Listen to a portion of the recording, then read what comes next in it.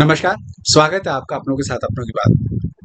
किसी ने क्या खूब कहा है, बहुत अच्छी पुरानी कहावत है, रार से बार भली। लड़ाई से थोड़ा-सा कष्ट भी सह लेंगे, वो भी अच्छा होता है क्योंकि लड़ाई में कभी फूल नहीं बिखरते, लड़ाई में सिर्फ दोनों पक्षों का नुकसान होता है और तीसरे व्यक्ति को हमेशा फ़ायदा होता है। और ये तीसरा व्यक्ति कौन होता है? जो वो 2 पक्षों को आपस में एक होने ही नहीं देता, उनकी आग में घी डालने का काम ये तीसरा व्यक्ति ही करता है।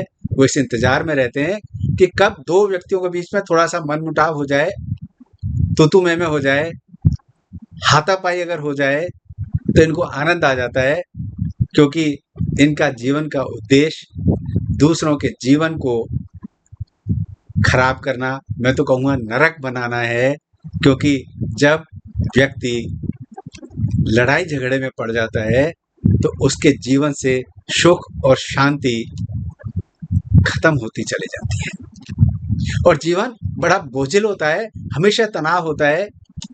चाहे स्कूल की बात कर लें, स्कूल में बच्चे चाहे किसी भी क्लास के हों, आपस में किसी न किसी बात पर लड़ने लग जाते हैं, झगड़ने लग जाते हैं और हमेशा लड़ाई का जो मुख्य केंद्र बिंदु होता है, सेंटर पॉइंट होता है, वो होता है अहंकार, अहम।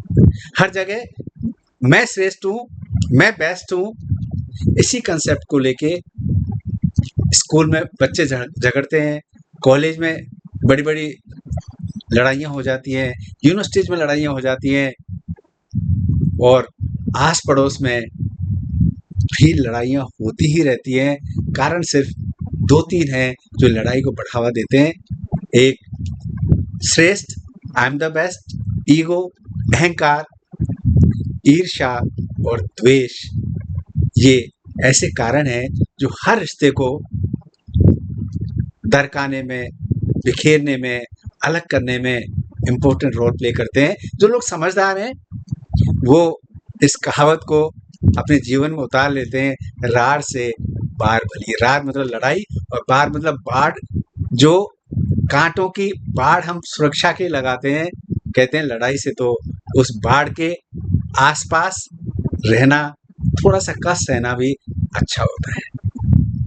क्योंकि जब पति-पत्नी के बीच अनबन हो जाए, मतभेद हो जाए, तो तीसरा व्यक्ति जो वो आपका अड़ोस-पड़ोस में हो सकता है, दूर का रिश्तेदार, पास का रिश्तेदार, भाइयों में कोई झगड़ा हो जाए, भाइयों के बीच में दूरियां पैदा करने के लिए और कोई जिम्मेदार नहीं है। हमारे आसपास इर्द-गिर्द ये तीसरी आंख जो हमेशा इस इंतजार में रहती है कि कब किसके यहाँ थोड़ी-सी मनमुटाव की, तू-तू मैं-मैं की थोड़ी-सी धुआं उठे, गंध आए, ये फटाफट पहुँचते हैं, आपस में एक-दूसरे को भड़काते हैं, कान भरते हैं, उकसाते हैं और उनको एक होने नहीं देते और अंततः बहुत सारे रिश्ते तो टूट जाते हैं, बिखर जाते हैं, खत्म हो जाते हैं, परिवार बिखर जाते हैं, भाई-भाई अलग हो जाते हैं, पति-पत्नी अलग हो जाते हैं। बहुत सारे रिश्ते का टूटने का कारण सिर्फ ये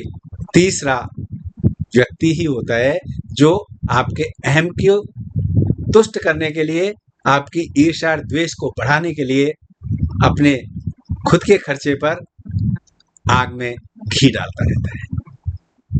क्या करें? एक छोटी-सी कहानी। जंगल में एक बहुत सुंदर झरना था, मीठे पानी का झरना था। जंगल में एक शेर रहता था और एक बड़ा जंगली सूअर भी रहता था। दूसरों को यही अहंकार था एक दूसरे को कि मैं श्रेष्ठ हूँ, मैं बलशाली हूँ और इसी अहम और ईगो में वो आपस में एक दूसरे से शत्रुता पाल लेते थे। एक दिन क्या हुआ?